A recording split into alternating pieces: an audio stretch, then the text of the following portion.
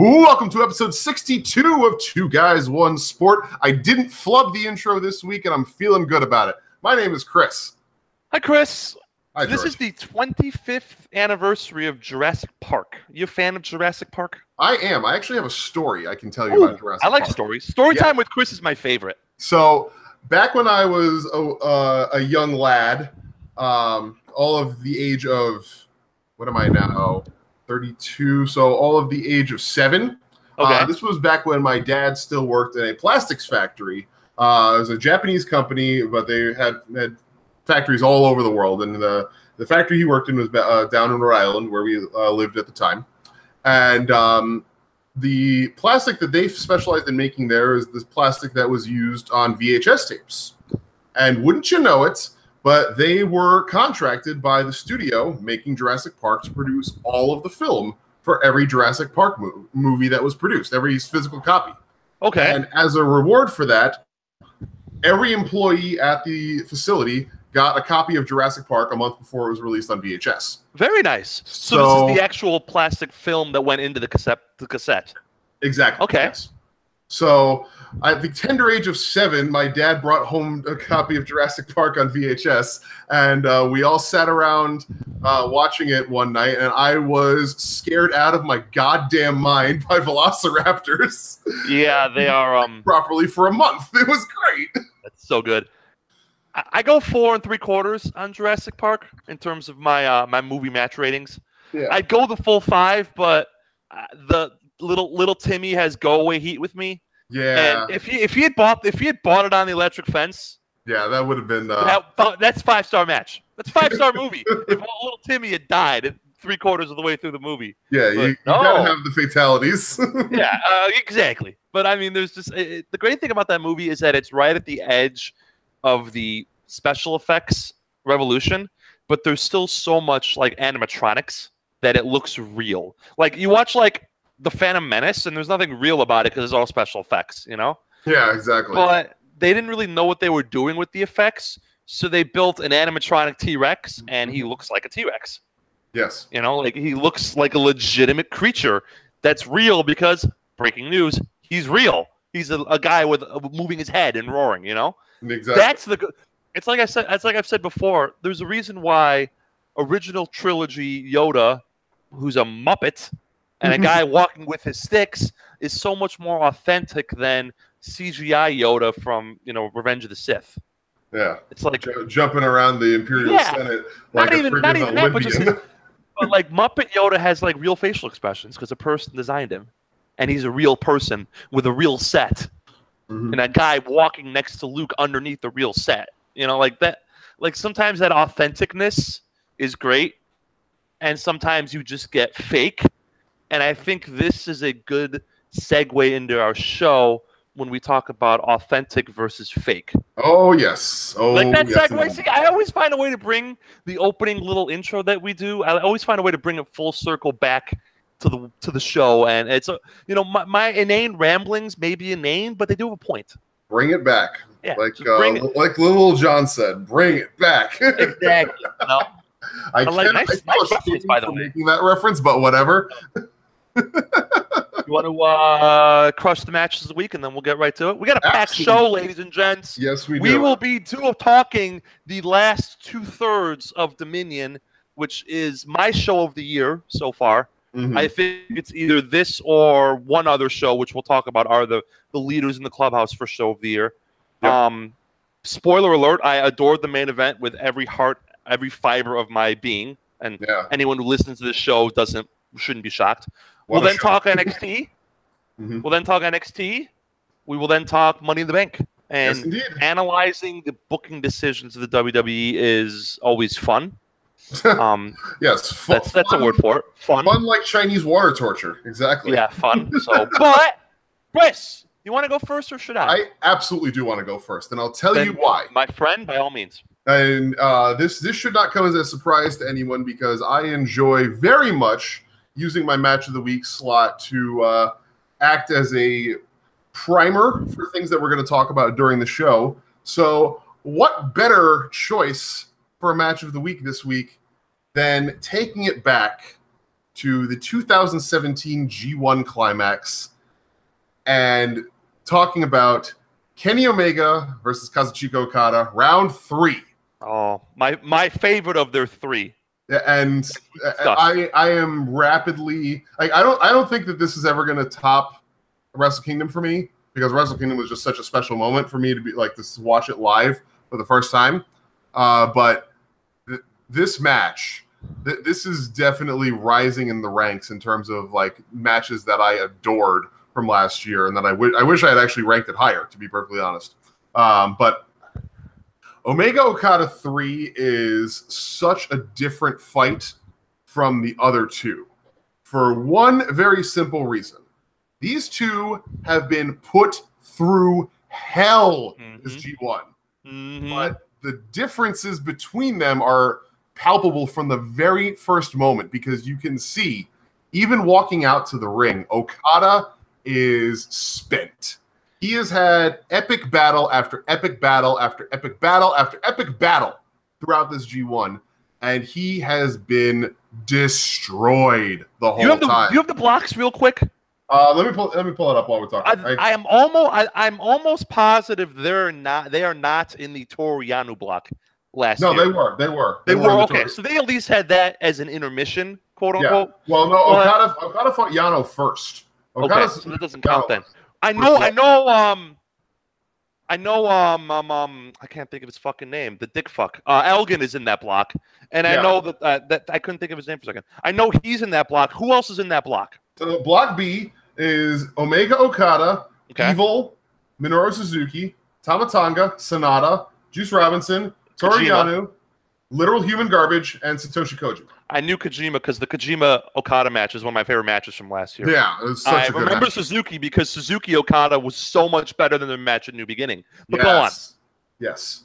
So this match, in terms of just being a different style of match from either of the previous two, because of the fact that they were both just put through hell already, you could tell right from the get-go that Okada was the worse for wear, because he had just suffered his loss to Evil. And he came out, his entire upper back and neck were taped up, and he was walking clearly with some discomfort.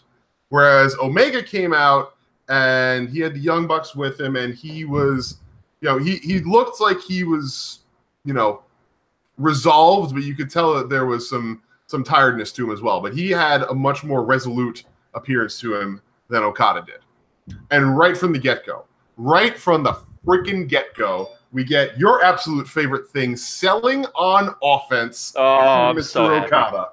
I'm so happy. It was the most brilliant piece of selling on offense that I've seen in such a long time. I love watching that bit from Okada, where every single moment that he has to use his back is a struggle for him. There's a point about halfway through the match where he's barely able to get Kenny up for a basic back body drop. And it's just like the effort that he's exerting to lift Kenny's body off the ground just to get him up for a back body drop. And Kenny is, compared to Okada, Kenny's not the biggest guy. Kenny's surrenders at least 20 pounds to Okada and probably about 8 inches of height. So Okada's a big man. Okada's huge. On Twitter somewhere, there was a picture of me next to Okada, and we are the same height, and I am a shoot 6'4". Exactly, and he is my height. Like, exactly. I look eye to eye with him. And for a New Japan heavyweight, he is a massive, massive person. Yes. And he still is only about 240 pounds. But he is a giant. Just a big dude. Yep. So Omega from the get-go is attacking the neck and attacking the back. They have a great starting exchange, though, where they're both going at it. Okada tries for the drop kick, and Omega holds onto the ropes, and Okada lands right on the top of his back, and is immediately just wincing in pain. Omega tries to capitalize. Okada flips him, goes for the Rainmaker. Omega ducks it, tries to get him up for the One-Winged Angel. Okada breaks out of it, and they're just off to the races. There is no filler to this match, which is why it's such a freaking amazing match. It is just sprint for 24 minutes. A 24-minute sprint match. And it's in fifth gear the entire time. Yeah. The thing I love about this match is that Kenny has to get the win. A tie doesn't help him. Yep. 30-minute draw, he must get the win. And so he just absolutely says, fuck it. And he pulls out all the stops and he goes at it. He goes full throttle right from the get-go because he has the urgency. There's one point where he actually Okada goes in. I don't know if he was just going in for a strike on the ropes. Omega ducks it and sends him to the outside, and Omega's just like, screw it, and does a plancha onto the outside, hits his face right on the freaking barricade, and still gets up and keeps going on offense. It's amazing to watch how Kenny is just like, it's not the kind of desperate urgency that we've seen from him in the past. Like in there were a couple of matches during the course of 2017, especially during the G1, where you could tell he had that kind of desperate urgency to him of like, oh my God, I need to win this match, and I don't think I can do it. But this was a moment where he had the urgency, but he also had the confidence. He believed that he could finally get over the hump, and he did in an amazing way, because Okada just couldn't do it anymore. Like about the 17, 18-minute mark of the match, Okada barely gets himself out of a one-winged angel and hits a tombstone, and then just collapses. And he's just done. He is just freaking done right then and there. Like every single motion for him looks like he's just run a marathon through a car wash, basically. That's the best analogy I could think of. He ran a marathon through a car wash. That sounds getting painful, buffeted by all the squeegees and shit. And he is just spent. And Omega capitalizes and just spends the next 6 minutes dismantling him with knees to the face and every strike that he can hit on the top of his back, and just laying it in nonstop. He will not give up. He will not give in, because he knows this is the best chance he has. This is the best chance he has. A physically exhausted and broken Kazuchika Okada is still an amazing competitor, but his weaknesses being that much clearer gives him that much more of a chance. Gives Omega that much more of a chance to finally break the cycle. And finally, he gets Okada up, hits that one-winged angel, and Okada stays down for the 3, and Omega wins the match. And the Bucks just lose their minds on the outside, immediately jump in the ring, and it's like, oh my God, you did it, you did it, you did it. And Kenny's just like, he just has that look on his face like, yeah, I did it. It's great. It's such a good match. And I'm not even getting into too many of the details of it. And then 3 days later, Omega and Naito had the second best match of the year. Yeah. At Sumo Hall or whatever it was, which was another sensational match. Yes. It's beautiful. It's so beautiful.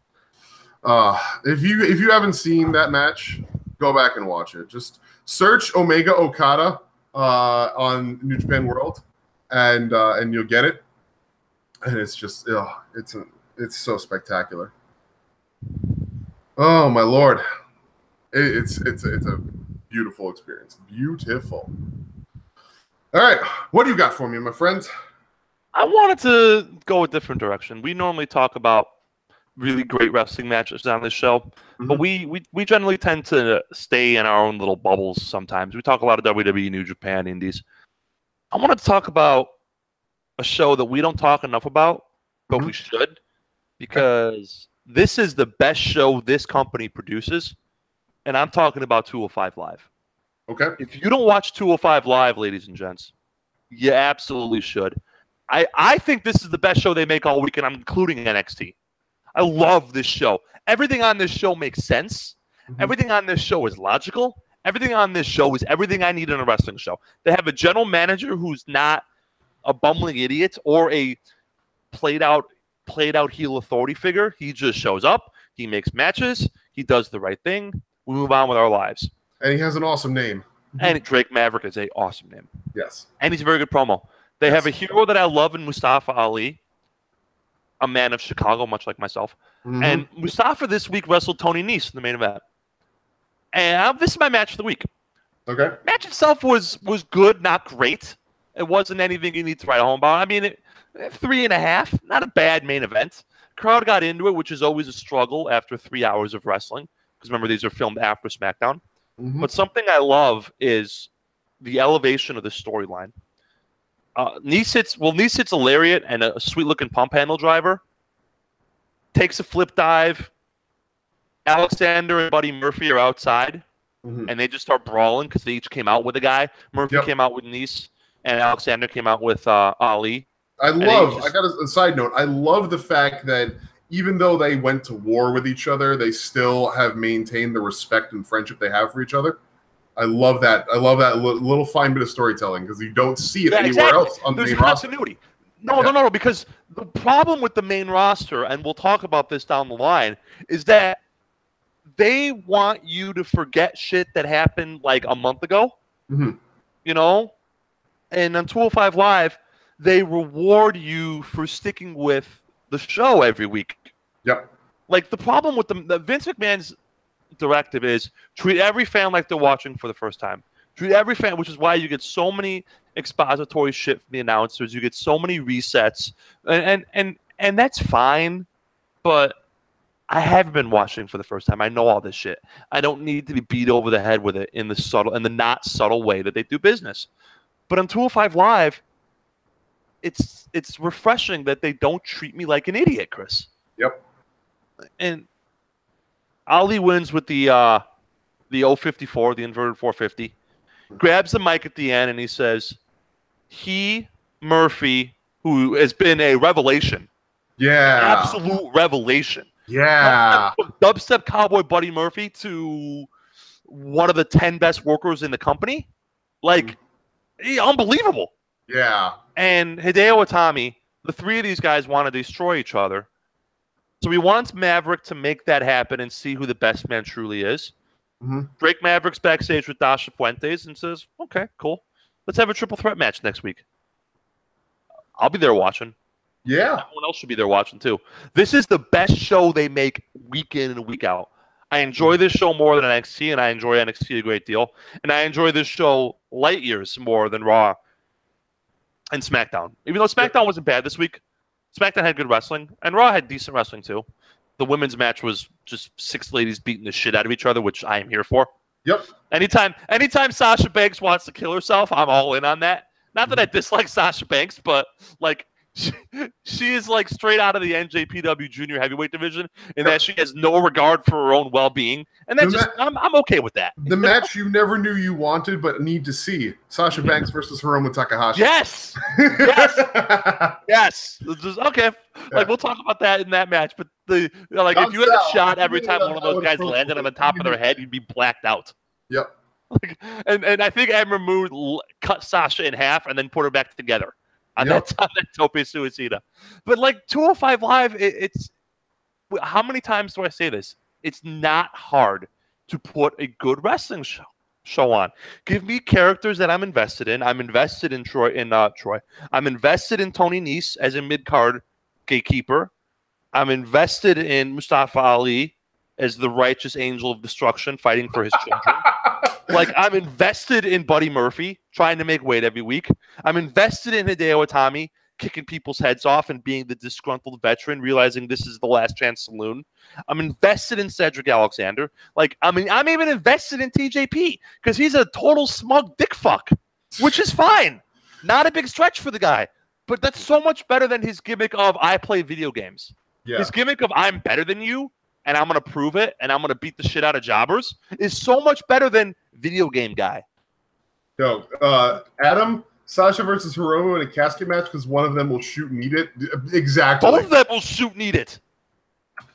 Like, yeah. No, it's just like the difference between 205 Live's character development and Raw's character development is the difference between reading at a first grade level and reading at a graduate school level. Yes. Like, they're both reading. They both use the same words, but one is so nuanced and layered and advanced, and the other one is, whatever. Right? Like, it's just, we need to talk more about this show. It's so good. And I don't want, and it's very easy to shit on the WWE when they deserve it. And God knows they deserve it. Oh, yeah. But I wanted to highlight, I know it's kind of cheating because we did have a match, but more of a show of the week. I wanted to highlight that 205 Live is well worth your time. Mm-hmm. So, if you didn't know already, and you should know, one of the things we always talk about on the show is make time for the quality wrestling. There's so much of it out there.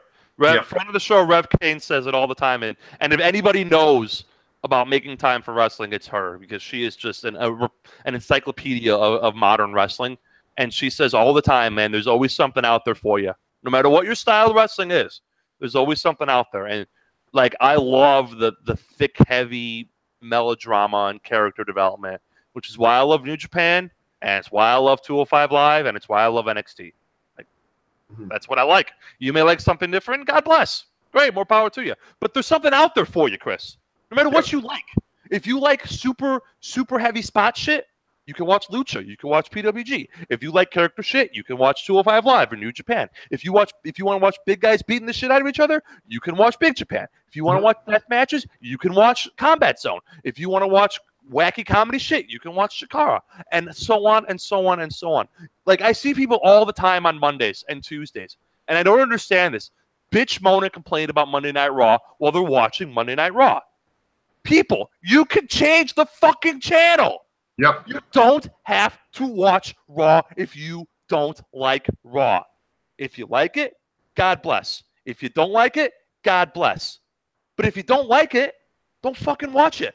You don't have to sit there and whip yourself watching Monday Night Raw. Why do you think I've been perfectly fine with boycotting main wrestling WWE for But I'm not even saying months you. now? I'm not even saying you. I'm just saying, you know what I'm talking about. No, you're preaching to the choir right now. I'm saying that more for the benefit of the audience here. Yeah. I am so okay with the fact that I have not watched one solitary second of Monday Night Raw or SmackDown Live since WrestleMania. But you know what I'm talking about. The people who come into who tweet at us and come into our mentions, and you know what I mean. The people who hate WWE, but yet every week they're watching Monday Night Raw. Like, if you don't like it, don't watch. Yeah. It's not like it's some sort of endurance test where you're going to get a big prize at the end for doing it. Nobody's giving you a cookie for watching Monday Night Raw if you don't like Monday Night Raw. It's the summer. Watch baseball, or go have a barbecue, or go on a walk, or play Pokemon, or play Borderlands, or do whatever you want to do. Exactly. But, like, don't hate. Come watch me play games on Twitch. Cheap plug. Watch Chris on Twitch.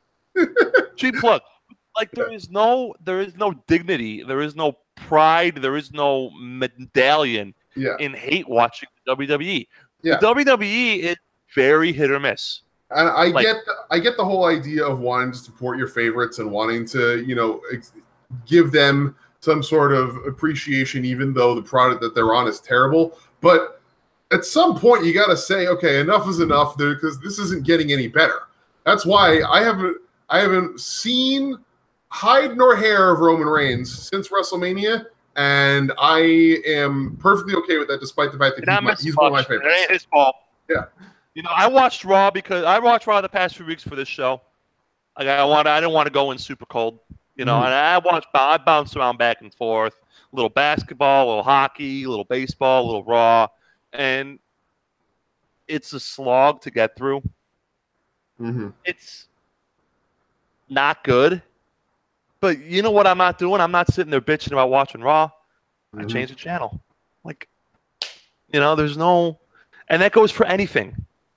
Like, there's so much wrestling out there that you don't need to be the guy or lady who only watches WWE and sticks to it and expects me to feel proud that you stick with it. Yeah. There's no pride. There's no victory there, So. Yeah, it's unfortunate that people feel the need to put themselves through that, but everybody's going to do what they want to do, and we can only encourage you so much. That's it, man. I mean, look, Chris, New Japan World is what, 999 yen, right? Yep. So how much is Stardom? $8? $6? $6, yeah, just about $6 for the best women's promotion in the world. Mm-hmm. The best women's promotion in the world that will remain the best women's promotion in the world, despite the fact that they are losing the top women's performer in the world. And they'll find someone else. Or no, have already lost. Which, by the way, cheap plug next week, if we have the time. I know we're going to have a lot of recapping and things to do, but next week, if we have the time, we are going to take a look back at Io Shirai's career in Stardom and talk about what's coming next. We'll make the time. We'll close with that. Yeah, that's a good. We'll give a good 20 minutes, half an hour send off to that. Yeah, and well deserved. It's just like she deserves 5 hours. Like, I mean, you are the two of us. You are by far the women's wrestling expert. But even a neophyte like me understands how unbelievable she is. She's like 25 and one of the 10 best wrestlers in the world. Yeah, right. I mean, she's so good and does everything so well, and the least we can do is give her a fitting send-off to Stardom. But all Japan streaming service, the Champion Carnival, which we talked about in the show, is like $8 a month. $8 a month, guys. That's 3 cups of coffee at Dunkin' Donuts. Yeah. Right? Hell, you can go subscribe to DDT World for less than $10 a month. You can get Chikara DVDs. You can watch Combat Zone. You can support your local indie. There's so much wrestling out there. You don't have to watch the WWE if you don't like it. Mm-hmm. If you like it, great. God bless. Hey, more power to you. Yep. You know? But if you don't like it, change the channel. It's not hard. And that goes for whatever. If you don't like whatever television show, you know, that's all it is. It's a television show, right? So, all right. Let's get into the business. Let's talk about Dominion. The last 5 matches of Dominion. Yes, I saw this live. Did you see this live? I did not. I woke up at 3:15 in the morning, and I woke up to the Young Bucks being introduced to the ring, and I was like, I timed the shit out of this. I did not have the energy for this, but to wake up this early for that. But believe me when I say I wish I had, because this was so good. Oh, by the way, before we get into the actual recaps, I'd like to skypoint and raise a glass to the Never Openweight Championship, which has been discontinued. We hope that it will make its comeback eventually, though, because that belt had some potential to it. Yeah. It's unfortunate, but you know, that is what it is. R.I.P. I took a shitload of notes. I'm just gonna brief through them. You know what I liked about this match? This match started off hot and went hot all the way through. It was like 12 minutes? 15. This was a 15-minute match. And you know what I liked? It felt like it was a 10-minute match. Yeah, it sprinted. And I liked that the entire story the Bucks have told this year has been that Matt Jackson has a bad back and his brother has to carry him, literally and figuratively, was flipped on its head. Because about 4 minutes in, Nick tried to kick Evil on the ring post, missed, and bashed the shit out of his leg. Yep. And all of a sudden, he was the one who was hurting. And it was a nice little inversion because Nick has been the better of the two this year on offense by far because of the story they're telling. But all of a sudden, the ace was down, so to speak. So now what happens? The cleanup hitter. No super kick party. You know? I really dig this version of the Bucks as old, quote-unquote, guys just trying to hang on to the top of the mountain. Scratching and clawing and fighting for the top of the mountain. I like that they couldn't hit their moves because instead of Matt being able to provide the power base, Nick couldn't provide the flash. Like they went for a Meltzer. They go for Meltzer. Matt has Sonata up, and Nick goes for the springboard, but he slips because his legs hurt, and he lands, and he sells the shit out of his leg. And then Sonata flips the tombstone into a skull end, and then Matt gets up and counters that into a sharpshooter, and then Evil counters that into an everything is evil. And it's like, holy shit, how can these guys go so quickly and be so crisp and not fuck up? Like, you know what I'm saying? Like, it's beautiful. Yeah. It's the ability for them to execute this long-term story and where it's gonna go is it's amazing. And to think that, you know, just a few years ago, you know, it was It was not that long ago that everybody was saying, "Oh, the Young Bucks are nothing but flash. They're nothing but super kick parties and wackiness and all that stuff." And no, not anymore. They are one of the best tag teams we've ever seen. I feel very safe in saying that. Mm-hmm. If you count in-ring ability, they can have a match with anyone. If you count drawing power, I mean, 3 months from now, they're about to sell out 10,000 people. Yep. And they move merch by the gallon. Yeah. What was it? That Golden Elite shirt in 24 hours set a new record for the highest shirt sales that they've ever had on Pro Wrestling Tees. I think I'm going in person. I think I'm going in person to pick one up. Good on deal. Saturday morning. Go, pick I think I'm going to go on Saturday morning. Go. Here. Yeah. I have never bought a single piece of merch for Kenny Omega, the Young Bucks, or Kota Ibushi. Go freaking buy me one, please. I'll text you Saturday morning. Yeah. After I go to the gym and have a little breakfast, I'll take the train down to the shop and I'll tweet you from the shop and I'll just mail it to you. It won't be a big deal. So stay by your phone Saturday. I'll keep you in the loop. Yeah. I'll be grinding Diablo 3 all day. So yeah, that's the plan. Fun. Yeah. How about hitting the Indie Taker to Nick Jackson and then a Magic Killer and then Matt flies in out of nowhere to break up the pin? Yeah. It's what I like most? They won with their old finish, the more bang for your buck. Mm-hmm. Felt very 2009. Done in such a long time. Forever. Felt very 2009. You know, it's just I went 4 flat. I thought this was a great match, a lot of fun. And that's to say nothing of Evil and Sonata. Oh, they were both excellent. To the match, who were both their usual stellar selves. I know they're getting a rematch in Long Beach. I wish they weren't, because I think it's time. I think the Evil singles run needs to happen. I know they tried it a little bit with Goto, and the match was kind of flat at one of the New Beginning shows, I think, this year, right? You with me? I'm with you on that. For the dearly deceased, never openweight belt. It was not New Beginning. I believe it was. It might have been Sakura Genesis. I don't remember. Maybe Sakura Genesis. Maybe yes. Because it was the same night that Sonata wrestled Okada. So I think it was one of the Sakura Genesis shows. But and I know it fell flat. It was Road to it. It might have been. It might have been the Road to.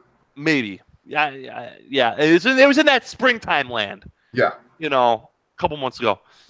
And I'm looking forward to the Evil run. I'm looking forward to the Sonata run.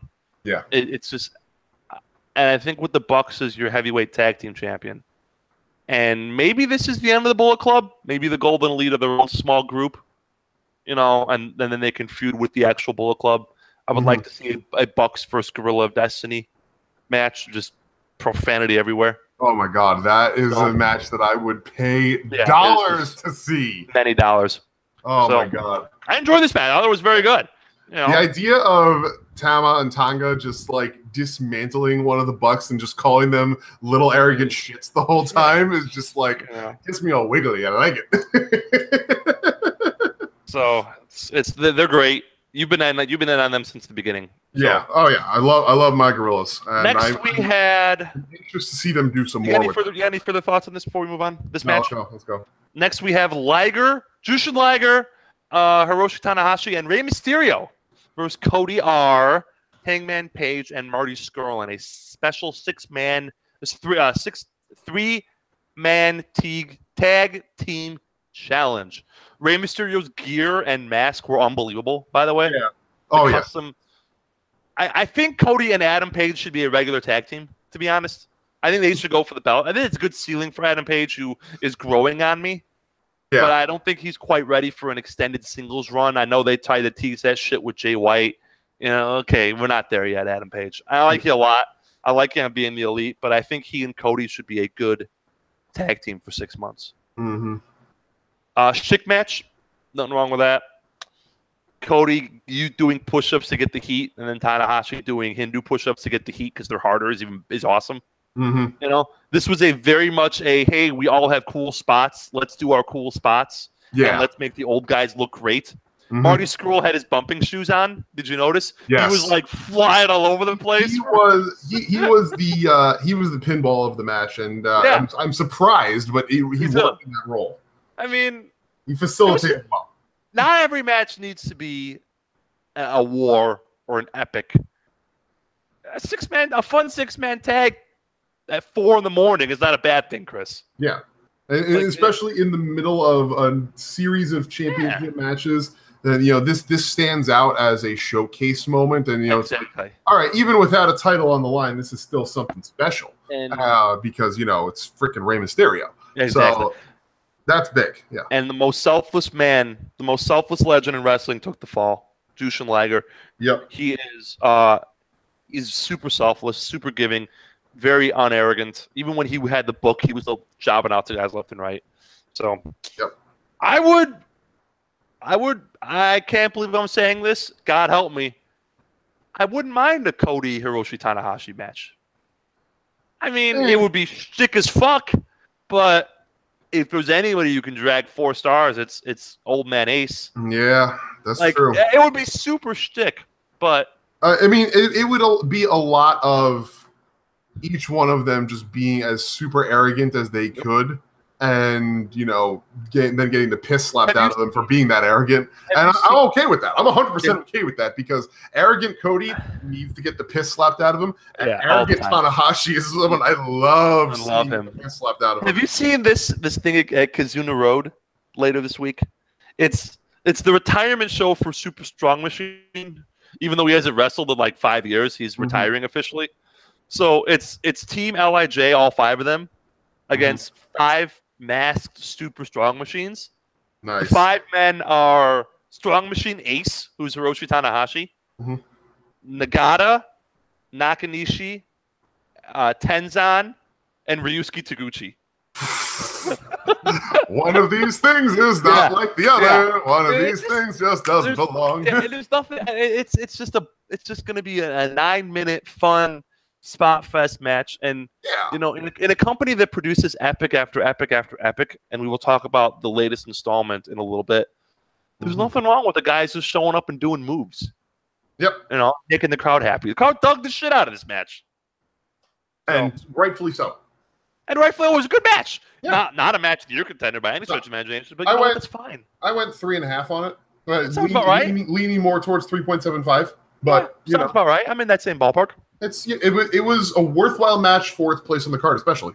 Exactly. And again, at 4 in the morning when I'm half awake, waiting for the coffee to kick in. Yep. Great. And knowing what's coming next, especially. Yep.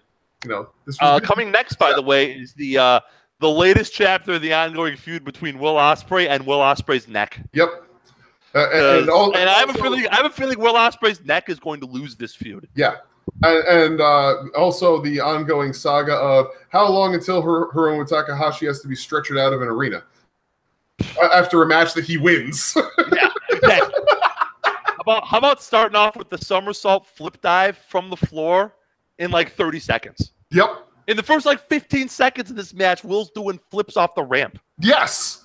And that's what you need from these two guys. Honestly, I got exactly what I wanted out of this match. It was the two of them going fucking nuts. You know what I love too?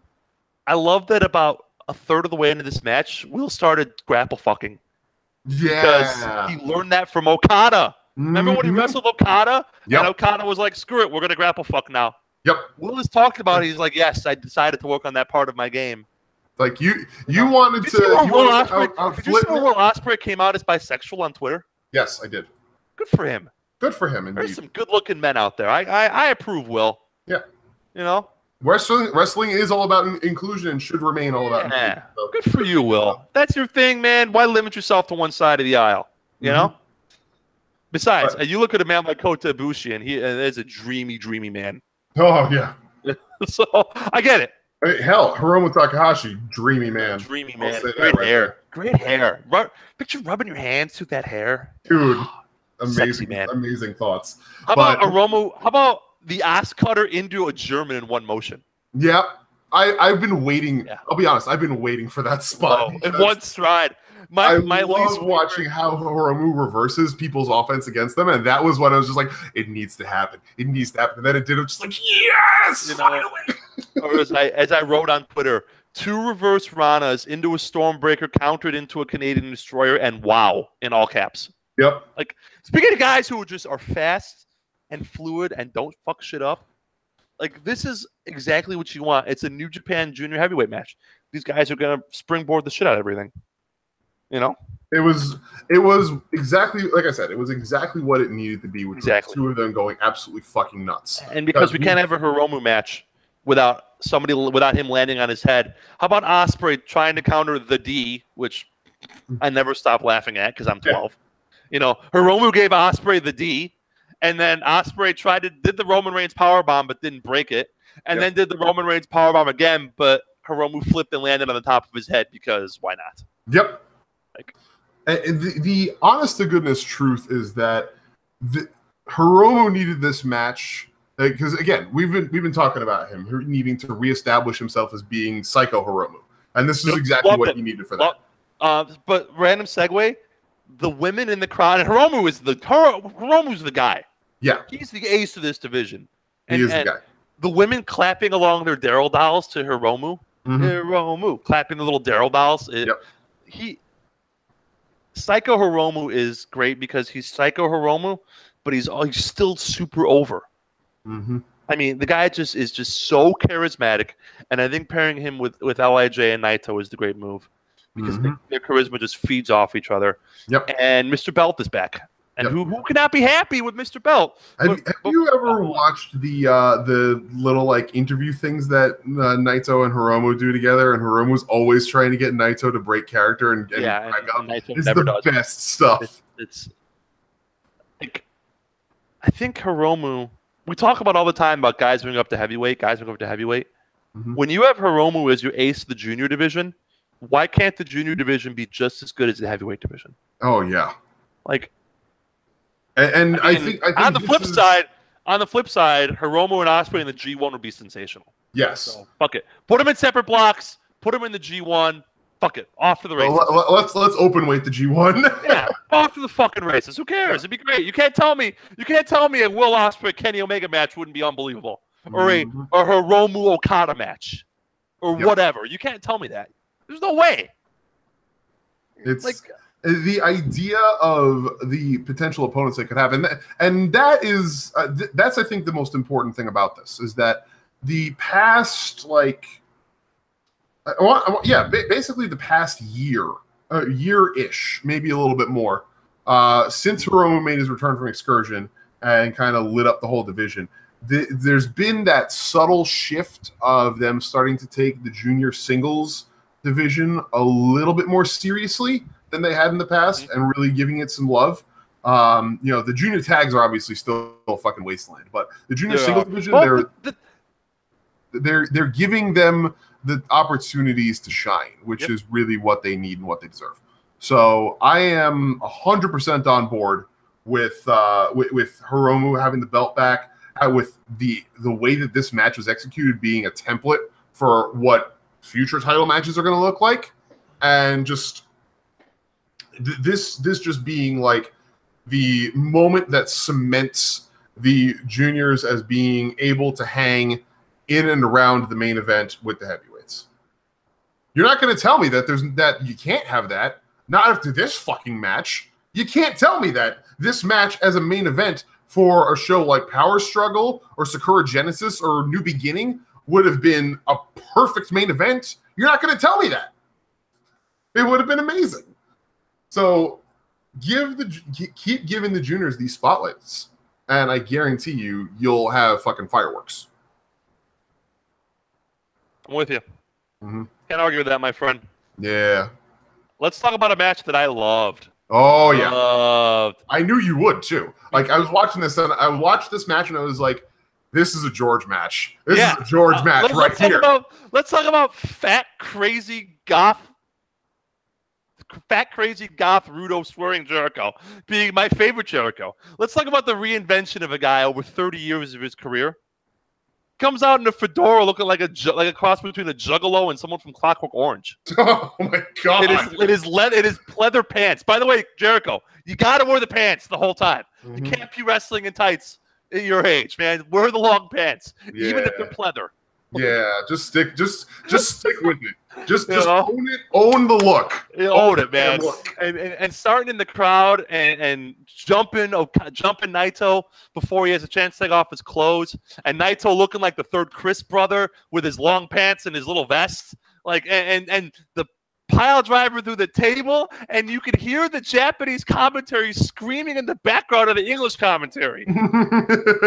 Pile driver! I love that when the moments when the commentary crosses over like that. It's so good. Takers, man. Takers, I know you're listening. And I know you said you got to expand your horizon. I want you to picture a Bruiser Brody match from like 1986 where he just wrestles in the crowd and gives no fucks, and he's and he's pissed at fans, and he's brawling guys, and he's powerbombing people through tables, and he's whipping guys with his belt, and he's dropping F-bombs. That's what this Chris Jericho was. Bruiser Brody Chris Jericho is the best. Mm-hmm. And Naito bleeding from the eye and trying to get his clothes off and losing his tranquilo, and he never did his pose because he was in a fight. Mm-hmm. You know where he runs across the ropes and he stops in the middle of the ring and he lays down and he puts the fist up that he does in every match. Never did it because he was in a fight. Yep. I love when got his suit. You know, I love when you have matches that start out with one of the combatants immediately being off their game and having to try and reset themselves throughout the match, because it's a great utility of ongoing storytelling, and that was absolutely on display here. You couldn't help but feel bad for Naito because he was just like the whole time he was just getting mauled, and he was just like, I gotta get back to where I was. I gotta get back to it. And he just never fucking got there. I know he'd make it work because he's super talented. Mm-hmm. I don't want Jericho to go back to the list shtick. I want this Jericho, fat, crazy, goth, pissed off, angry foreigner Jericho, mm-hmm. in his pleather pants and his scarf. Yep. You know, I'm okay with it. Like, I adored this match. Naito getting booed out of the building because it's Osaka and they still hate him after all these years. How about that? No, yeah. So great. They're never going to let him go. They're never going to let him go. Great.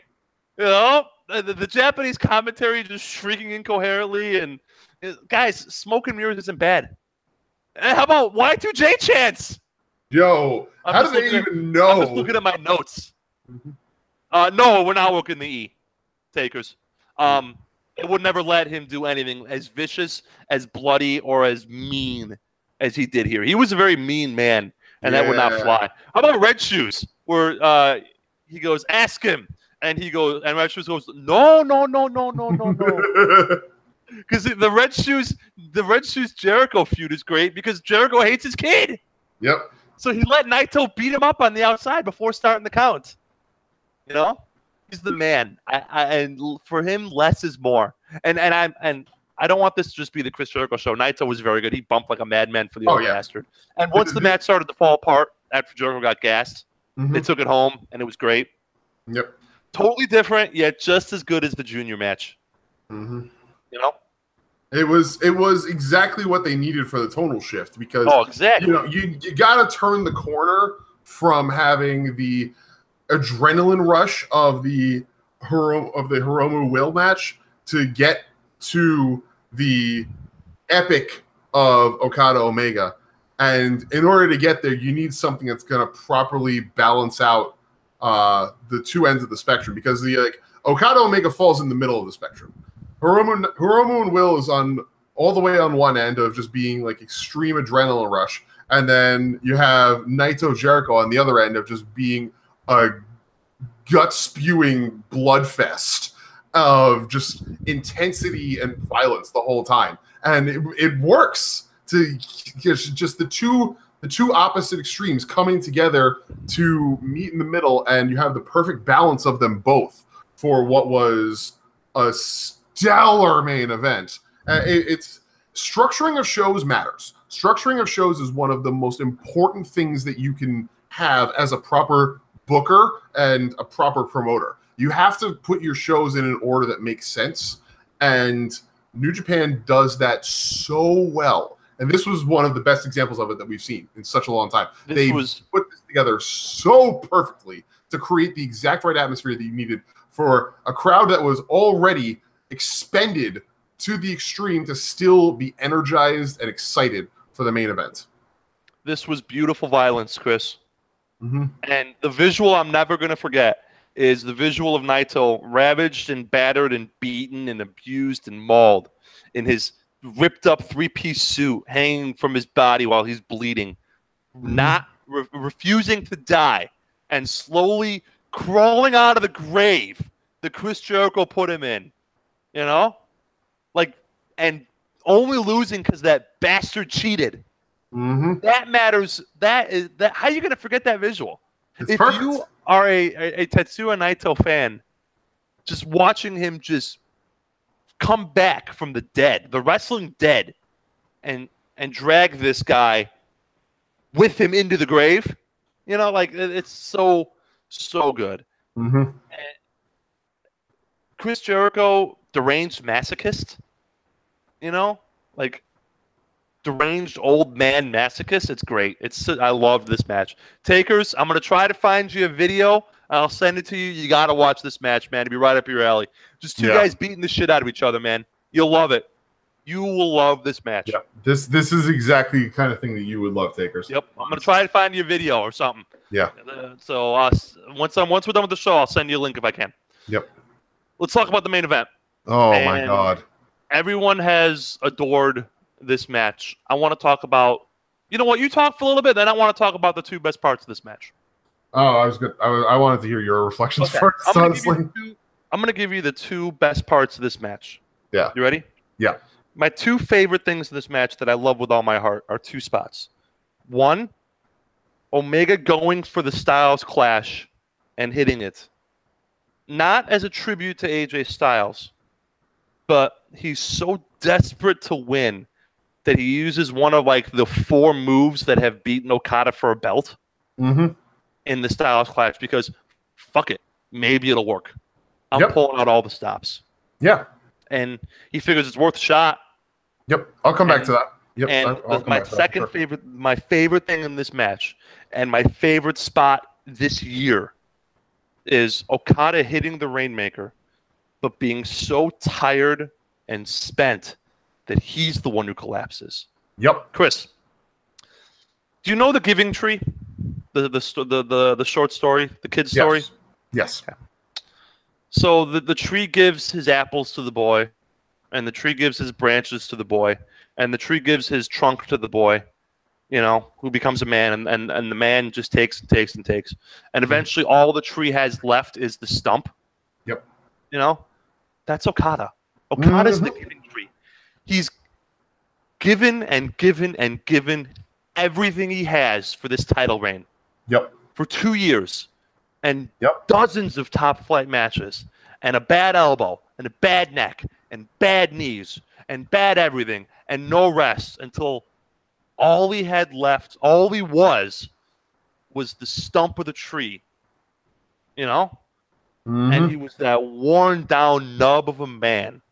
And he hits that one last shot, that Rainmaker. But if a tree stump isn't going to hurt you with a Rainmaker, man. Nope. And it just bounces off him because, you know, even a guy as great as Kaz Okada, and there's no one I love on the planet more. Yeah. Doesn't have anything left. I loved that spot. It was just... this was the easiest 5-star match I have rated in years. Yeah. This is my match of the year. This is my match of the past 5 years. I loved this match. Yeah. It was the culmination of a 3-year story for both these men, and it was two of the best wrestlers in the world wrestling at their absolute apex at the culmination of a years-long story in front of a rabid crowd. Chris, this is as good as it gets. Yeah. And I know it's our records may be broken and there'll always be something better. But like in terms of the many layered storytelling, the action, the moves, the emotion. I mean, I'll admit it. I teared up. I cried when he hugged Matt Jackson at the end of that match. And he pushes the belt to the side. Red Shoes presents him the belt, the thing that he has fought so hard for. And he pushes it to the side because his friend is there. Yep. That's an amazing moment. Like, and let me talk about why I wanted to. I wanted to hear your thoughts first because I wanted to bring it back to my match of the week here. Sure. As a setup for this moment, because back in that G1 match, when Omega finally did hit that hit that one-winged angel, and finally hit that one moment of getting the win that he never thought he would get against Okada, that he had been completely unable to achieve up to that point against Okada. You could tell the part of the look on his face at the end of that match was, now I need to do this again. Yep. And that was this. Mm-hmm. Everything about this match, from start to finish, was the culmination, like you were saying, the culmination of a storytelling epic that has been 2 years in the making, of two guys who are at the apex of their skills and at the apex of their promotion, who both know that this is the defining moment for them. Mm-hmm. Everything that they have done up to this point is for this. Going all the way back to Wrestle Kingdom 10, in the aftermath of Wrestle Kingdom 10, with Kenny Omega moving up to heavyweights and taking over the Bullet Club. Going all the way back to Shinsuke Nakamura leaving New Japan and Kaz Okada inheriting the mantle of as the leader of Chaos from him. To everything that these two guys have done as the 1A and 1B, and even with Naito in the mix there, as Omega and Okada as the 1A and the 1B of this promotion, the two guys who are leading the charge and who are setting the tone. This match was the moment where you could see the history of both of their careers would be defined by this. Okada, who's had the belt for 2 years, has defended it, 13 times, I think? 13 times. That doesn't count the G1s. That doesn't count the exhibition matches. That doesn't count over 270 other matches over the course of that title reign. Versus Omega, who has been up and down the ranks, has held a ton of different belts in between, but has never been able to ascend the mountain until this point, for whatever reason. He finally got there. And he finally achieved a moment of fulfillment, we'll say. Whereas Okada, it was his moment of clarity, of realizing, I have achieved what I need to with this title reign, and I can't go any further. I can't. And he just doesn't have it left in him. I don't want to say that it was like he gave up at the end, because he was fighting. He was fighting his ass off all the way to the end. But it was clear that the fight that he was giving was not left in him. If you can understand what I'm saying. It was so much like the G1 match where he was clearly spent. But instead of it being 2 months worth of exertion and injuries and pain built up upon him, it's 2 years of feeling the weight of everything that he's carried. He gave everything he had, and all. Yep. And all he was left was a stump. All he was a stump, man. Carrying everybody in his stable, carrying the entirety of the rest of his opponents. And not carry in the sense of like they wouldn't have had good matches without him, because obviously Okada is surrounded by a plethora of talent that is among the best in the world, and it would not be nearly as good of a promotion without everyone else that is that supporting cast. But he is the one that really just set everything kind of in motion. Like he was the initializer of everything. Yeah. And now he's reached the point where he is incapable of starting again. And so he needs to put it aside. And I thought that this match was a perfect way to tell that story. To close the chapter of Kaz Okada as Superman. because he was. For 2 years, he was a goddamn superhero. And now this is his moment where the kryptonite finally hits. Mm-hmm. And Kenny Omega comes in and capitalizes and says, your moment is over. Now it is mine. You know, but now he's got the kryptonite. The belt is a gift and a curse. It's the one ring, dude. Yep. It will make you powerful, but it will also rip you to bits. Yeah. If you try to do whatever you can to defend it and scratch and claw, and until you only are a tree or a stump left, you know? Mm-hmm.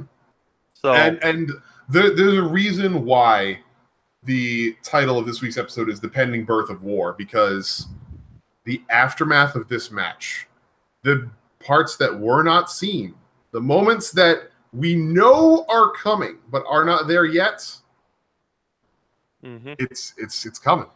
You know what I loved too, besides everything? Yeah. I loved and I noticed this because I'm the body mark. Okada looked a little doughy. Yes. Because he was out fishing, and Omega was busting his ass in the gym. Yep. And notice how when they were both laying on the ropes, Omega had a little bit of burst left. Mm-hmm. So the Rocky 3 / Kaz Okada Redemption Tour, when he says, man, I've been getting soft, I've been getting arrogant, I'm going to bust my ass in the gym, and he comes to the G1 just ripped to bits, is going to be awesome. Yeah. Oh, yeah, definitely. Whatever. I mean, there's so many avenues. Okada could win the G1, and we could have a rematch at the Dome.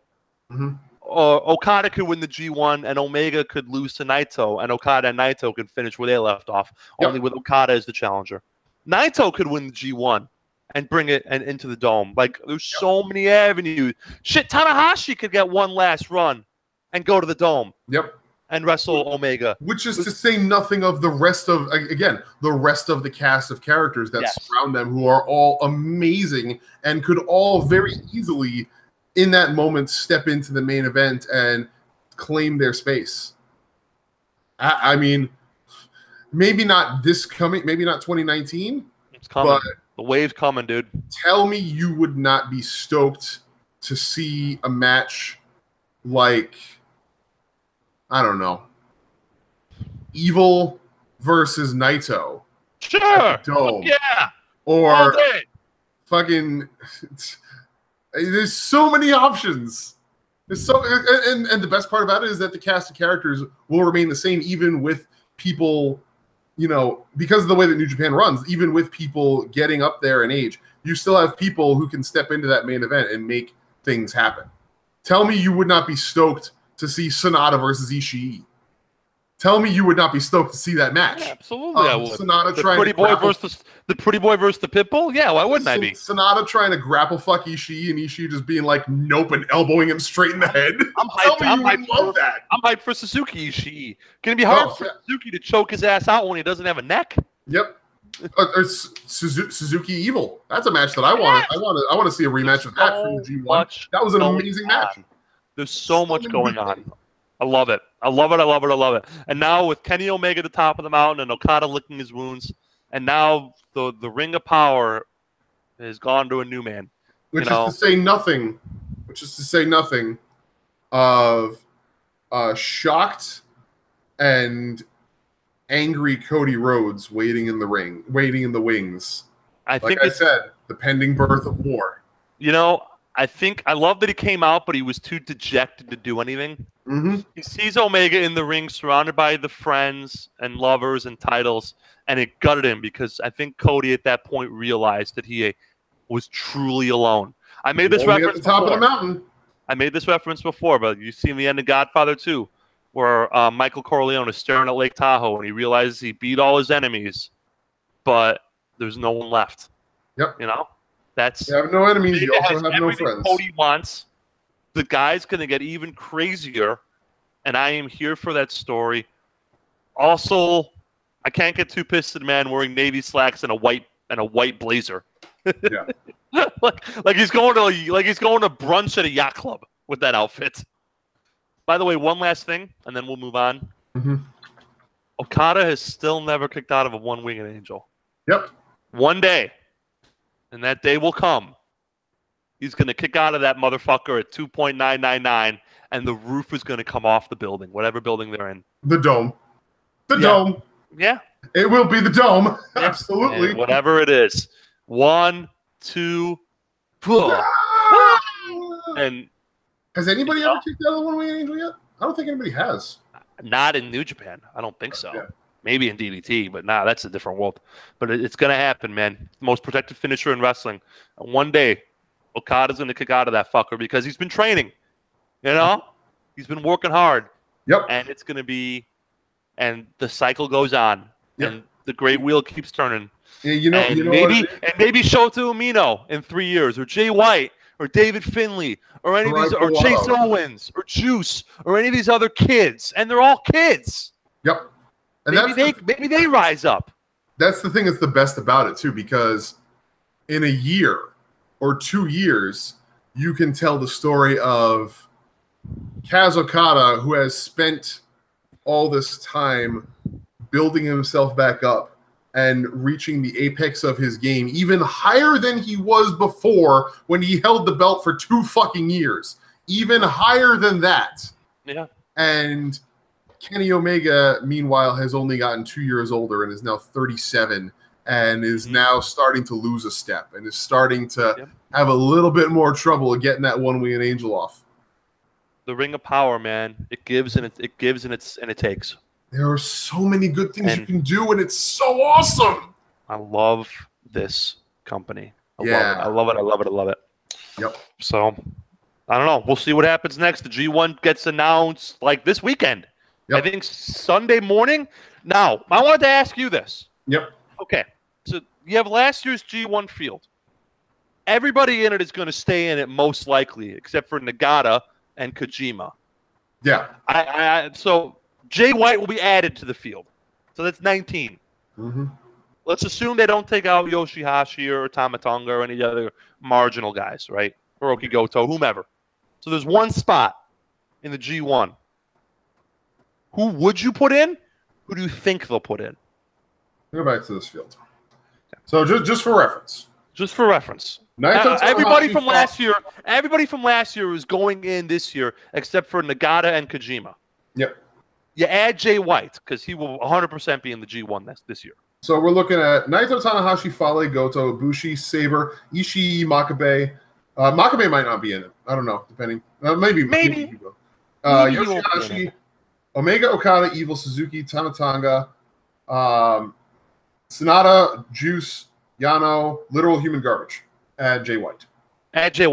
Yeah, I mean, maybe. Jay White being let's do 2 hypotheticals. Hypothetical number 1 is that all those guys plus Jay White minus the 2 dads are in the G1, and you have 1 spot. Okay. Yep. Hypothetical number 2, all those guys plus Jay White minus the dads minus Yoshihashi minus either Bad Luck Fale or Tamatonga. So you have 3 spots. So either 1 spot or 3 spots. You have 1 spot or 3 spots. Okay. Who do you add in the first scenario if you have 1 spot? Let me take a look here. This is like it's an interesting time because you have a lot of people. You have a lot of names that work in this company who can qualify for being a part of the G1, but you also have a lot of people from outside of the company who they really like to use for things like this. Mm-hmm. And you know, there are plenty of people who are from outside of the company that are, you know, likely to find a way to make themselves included because of the things that they've done since last year's G1 as part of New Japan. Mm-hmm. But if I have to give a spot in that, if I have to give someone that final spot, it's going to Cody Rhodes, undoubtedly. Okay.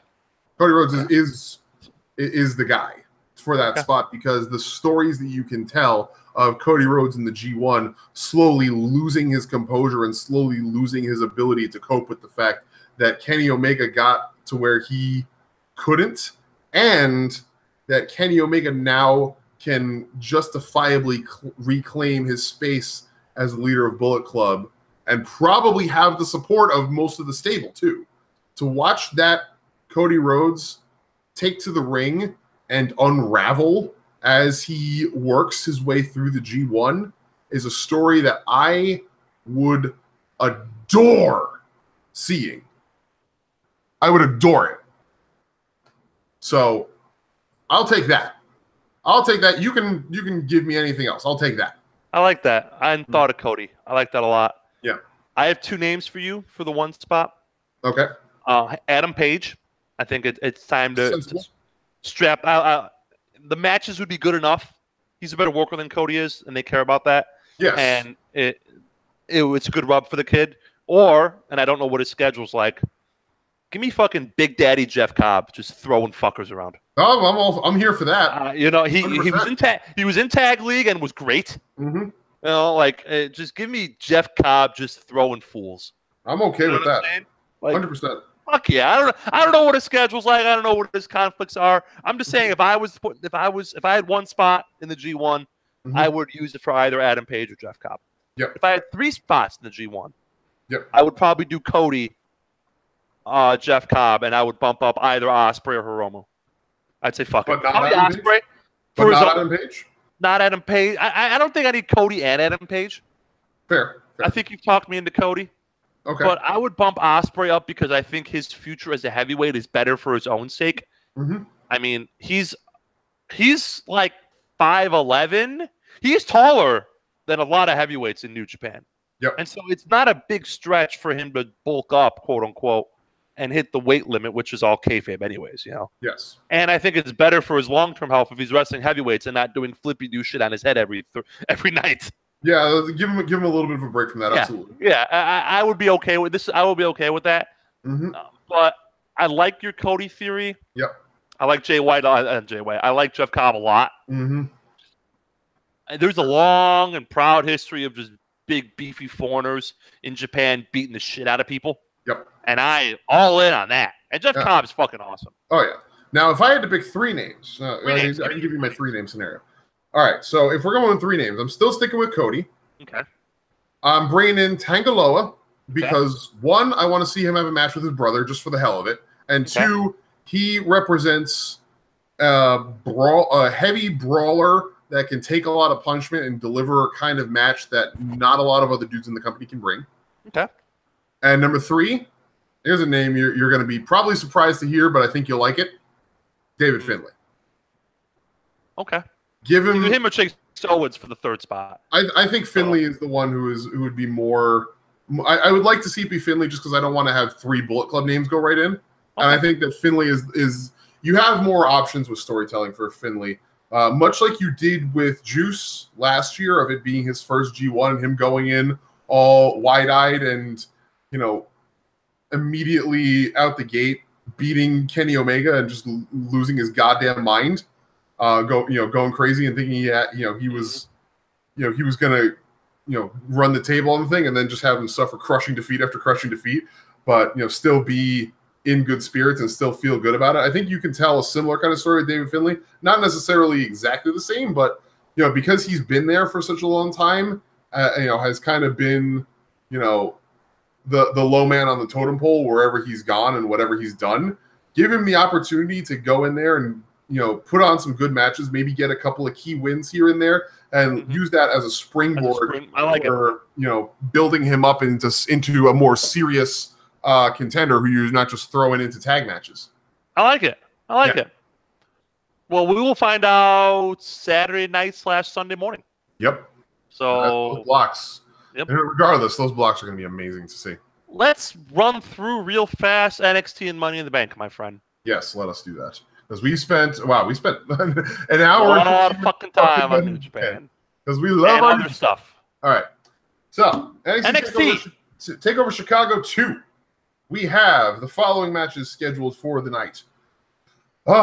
Starting off with the NXT Women's Championship. Shayna Baszler defends against Nikki Cross. Wait, that's my girl, Shayna Baszler. Versus your girl, Nikki Cross. Versus my girl, Nikki Cross. This is your dream match. I'm very, very happy. Yeah. Very, very happy. Has Sanity debuted on the main roster yet? I don't think so. No, they've been delayed because Alexander Wolf is dealing with an injury. Ugh. And the Authors of Pain are now on main event and shit, right? I don't even know, but if that's the case, Yeah, I'm just angry if that's the case. It's a waste. My point is that maybe they're waiting for Nikki Cross to lose and then join Sanity, and they can all go up as a unit. That's what I think they're doing. Like I said, analyzing the booking of this company is kind of a fool's errand. Yeah. I honestly think that's what they're doing because of the fact that you look at it this way. You are looking at an NXT women's division that has lost almost all of its immediately recognizable names over the course of the past year. Ember, Peyton and Billy. Yep. Ruby, Mandy and Sonia, Liv, Sarah Logan, all up to the main roster. The only ones you have left that have been there for a while and have been doing the work. Kyrie, Cross, and Lacey Evans, I guess. Shayna's. I like her finish, by the way. The women's right. Yeah. It's so hokey it works. It is. It's great. She's awesome. It is so cheesy and so hokey that it works. She might be the women's right, and it's a right fist. Come on, man. How do you not love that? She might be. I strongly believe that she might be one of our first PC success stories. It's entirely possible she might be one of our first. Buddy Murphy on the women's side or in general. In general, but I mean, Buddy Murphy is probably the only other one that I can think of immediately as being a big success stories. Are we not counting Roman, or is that FCW? Roman was FCW. Okay, so we're not counting Roman. We're talking about people who got their start in NXT in the company. In the company, were started after FCW became NXT and after the Performance Center opened, but have no indie experience whatsoever, and have had no indie experience. So we're talking Velveteen Dream, Authors of Pain, Lacey Evans, Buddy Murphy, Liv Morgan, Carmella. Carmella, I guess you could say also. I'm railing off names. Yeah, like Nia Jax, Big Cass. Like it's a very, very not great track record. Yeah, you know. Like, there's a reason they keep bringing in indie guys and indie ladies. Yep. Because they can't develop them in-house. Yep. So, I mean, like, we say this all the fucking time. Look at the young Lions. Mm-hmm. You get better by doing. You don't get better by going to hip toss class. Oh, yeah, that's right. Velveteen Dream actually does have indie experience. Who? Velveteen Dream. I did not know that. Yeah, he used to. I completely forgot about that. Thank you, Takers, for reminding me of that. He did a short stint on the Indies where he actually worked as a tag team partner with Leo Rush for no shit. Time. Yeah, before he found his way tough enough. Yeah, I wonder if those are televised. I'll have to ask Rev Kane. Yeah. He would know, or she would know. Excuse me, she would know. Yes. I had no idea. Thanks, team. Thanks, Takers. You guys rule. Thank you for keeping us honest here. I fucking love our listeners. They're the greatest. I mean, I would put our listeners are just. Yeah. You all get people. High fives, handshakes, and hugs galore. Yeah, you're all good people. Yep. So not even Dream. So Lacey Evans. I mean, she's in the short list. Yep.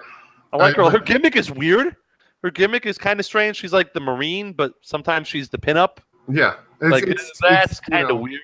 It's like she's trying. It's a little disjointed as a gimmick, but it works because she can make both sides of it work. And the women's right is a lot of fun. Yeah, I think that it tickles my hokey wrestling sweet spot. Mm-hmm. Anyway, I think Shayna Baszler's winning this match. Absolutely. I think Shayna winning the match makes absolute sense. Yeah. And then, send Nikki up to the main roster, and then you go into Shayna Baszler versus Kairi Sane. That is the logical next step. While you take the time to start building up. I mean, they've already started to build up Dakota Kai.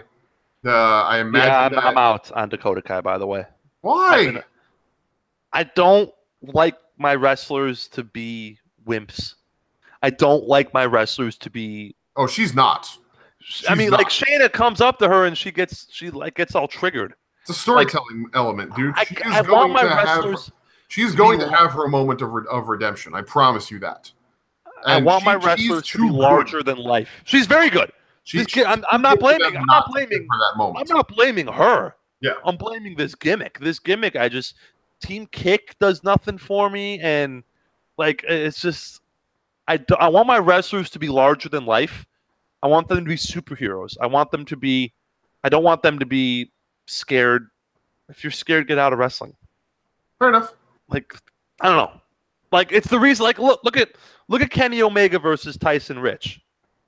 Tyson Rich, the guy behind Kenny Omega, has said multiple times that he doesn't have a lot of self-confidence and that he always questions himself. But when he comes out as Kenny Omega, he's a fucking superhero. Yep. Like, that's what I want in my wrestling. You may want something different. God bless. It's just saying I want superheroes and larger than life and characters. I don't want triggered bullies or triggered bullying victims. Fair enough. You know, I think that they're going to go somewhere with it. I think it's going to make sense once they do get there, and I think that they're going to build her up into something very worthwhile. So she's very talented, though. So I'm going to give her the benefit of the doubt. I think you will be pleasantly surprised, but I think they're going to use this time for building her up. They're going to debut Nixon Newell, who now is known as Tegan Knox, which is a name I'm not a fan of, but whatever. Her skill will get her over much more than her name will. And I mean, with Io Shirai incoming, there's only good things on the horizon there. So, dream matches galore to be had in the NXT Women's Division over the next year and a half. I'm here for all of that. Next up, I agree with you though. Shayna wins and Nikki moves up. Next up, singles match: Ricochet versus Velveteen Dream. Sure. Great. This is going to be kind of a bragging rights match. I fully expect Ricochet to win, but Velveteen Dream is going to look great in the process because Velveteen Dream has looked great with basically everyone that he's worked with so far, and Ricochet has been no exception. This feud, while not on par with the Velveteen Dream Aleister Black feud in terms of character work, is still excellent to watch and still has a lot of great elements to it that are, keeping things very enjoyable. So I anticipate Ricochet will win the match, though, and that will give him a springboard towards fighting Adam Cole for the North American Championship next. So, what do you think? I think Dream needs a win, to be honest. But it wouldn't. I don't know. I mean, Ricochet's the shiny new toy, so I guess they put him over. And Dream is good enough of a talker that he can win without, or that he can stay over without necessarily winning every match. Yeah. So I'll say Ricochet. Yeah, and also you got to remember his debut takeover match was the ladder match, and he lost. He was one of the losers in the match. So it would make it. I don't think they would want to have him take another L that soon, but we'll see. So yeah, we shall see. What's next, my friend? Next up, I'm actually going to skip around here. I'm not going to follow the what the wiki page has. Next up, we have Undisputed Era defending the NXT Tag Team Championships versus Oney Lorcan and Danny Burch. Undisputed Era versus Oney Lorcan. Yeah, I think it's pretty clear the Era wins this match. But I like Oney Lorcan and Danny Burch.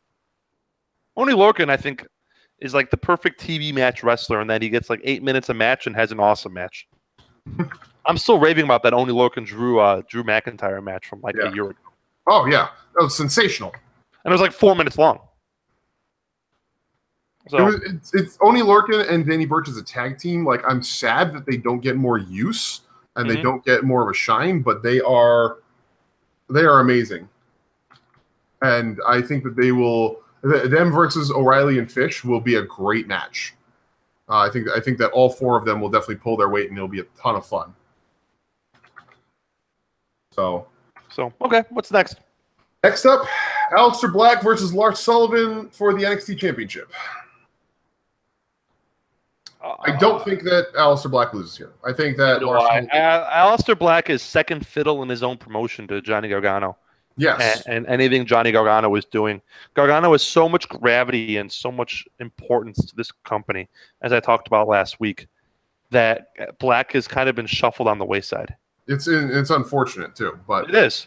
I still think that this match is going to be a great match to watch, but I think that this is where Lars Sullivan's undefeated streak ends. Well, undefeated streak in singles matches, I should say. Or non-gimmick matches, whatever you want to call it. I mean, he was in the ladder match also, and he also was one of the losers in the ladder match.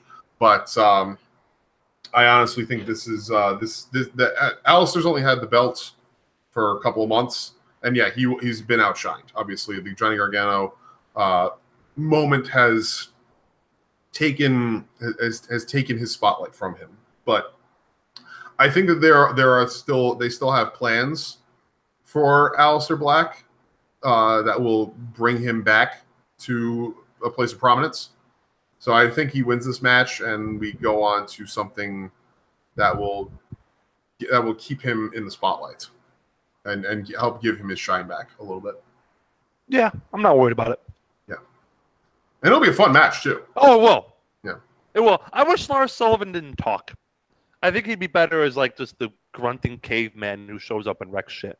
But I kind of like the fact that they have given him because we have a fair number of grunting cavemen that show up and wreck shit. I like the fact that they have shown him to have that kind of menacing intelligence, as it's a unique characteristic that you don't see a lot. So I like if they keep that. Honestly, I think that they should keep it personally, but that's just me.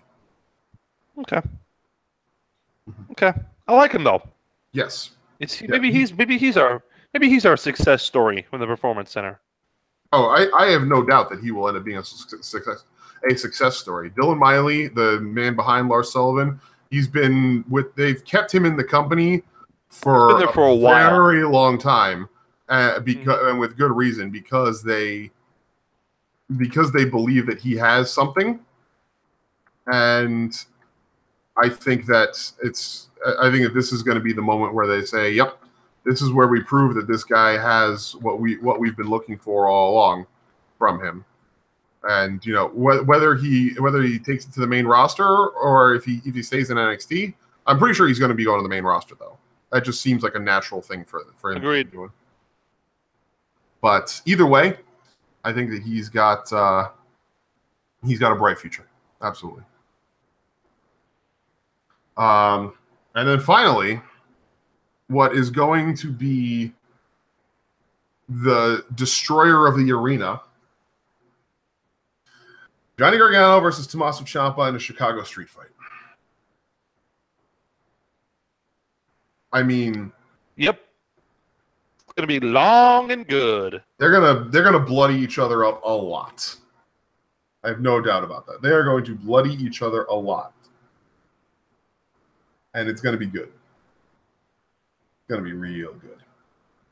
It's gonna be hard to watch probably at some points, but they've told this story so well up to this point that I can't imagine it being anything other than great. Yeah, I am ready for this feud to end and for both to move on, though. Yes. I have no doubt this will be an excellent match. Yeah. I am getting a little teensy bit tired of Johnny Gargano's melodrama bullshit, to be honest. I'm just about done with it. Almost done with it. Not quite. So I hope this whole feud ends now and he stops being, oh, my wife doesn't want me to wrestle, but I'm going to wrestle. He's interrupting main event matches to hold a piece of paper saying I signed a contract a couple weeks ago. It's like, come on, man. Yeah, that was a little much. Just a little bit. Too much chewing the scenery in that. Yeah, a little hammy, Yeah. So. But I think the reason for that is because they really want to drive home. And again, WWE doesn't do subtlety, even down in NXT. There are so many moments of them just not being able to do subtlety at all.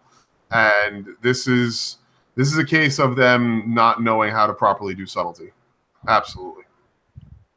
So, I'm hoping that Johnny wins, but I don't know. I don't know how it's going to go. We'll see. It's tough. It's tough to say, but I'm hoping Johnny wins. Yeah, so am I. I wonder what happens to both these men after this feud. I anticipate a main roster promotion is in Johnny Gargano's future, and for Candice LeRae to stay in NXT and to be the gatekeeper for the women's division, the face gatekeeper, because I mean she might even get a title shot at some point, or even a title reign. But I mean, there's so much talent there that they clearly have a strong investment in that I'm not entirely certain I believe that they have title plans for her in the future, because they haven't really put an emphasis on her wrestling ability very much since the Mae Young Classic and since she made her debut as part of the NXT roster. They haven't really given her a chance to shine for that roster. So, maybe they do, maybe they don't. Who knows? Yeah, we'll see. All right. Okay. Money in the Bank. Money in the Bank real fast? Yeah. We'll just blaze through this because I really don't want to talk about a lot of this. I've said this, but guessing booking decisions for this company is just absurd. Yeah. So you're better off just flipping a coin, honestly. It really is. It really is. So. Yep. So starting from the bottom, Daniel Bryan versus Big Cass rematch from whatever the last pay-per-view was. Daniel Bryan was super over and super popular. Yep. I mean, real quick, I know we're kind of running up against it clockwise, but it's kind of amazing to me how this company has managed to make me not care about the following wrestlers. You ready? Okay.